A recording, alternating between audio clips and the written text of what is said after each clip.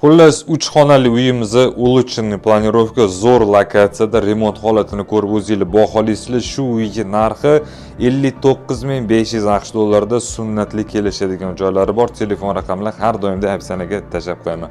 Uyimizni yoki narximizni yoki ishlayotgan jarayonni olib borayotganimiz yoqqanmasa, bitta like bosib, kommentariyada fikringizni ham qoldirsangiz bo'ladi. Kam kostini aytsanglar to'g'rilab qo'yaveramiz. Xullas, Yunusobod 15-kvartal Bahor, Kristal, Market, Korzinka komplekslarimiz atrofimizda hammasi bor. Shu uyimizda 5-etajda joylashgan, 5 etajli bino, общий maydoni aytganimda 71 kvadratniy metr. Keling birgalikda uyni ko'ramiz. Zabi qarang. Podyezddan kirish eshigimiz, to'rtburchak proxoshka, xonalar, sanuzel hammasi alohida. Birinchi xonamiz bizda детский.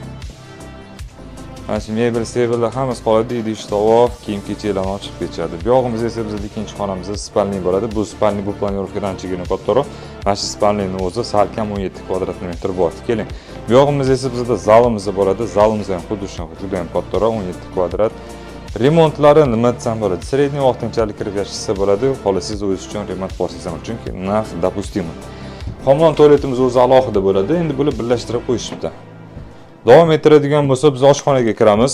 Bu oshxonamiz balkon lojik ko'chirilgan, bu o'tirib ovqatlanishyapti. Balkonimiz esa 2x6. Akvarom imzo yaxshi taqilgan. Pastimizda avtoparkovkalar bemalol.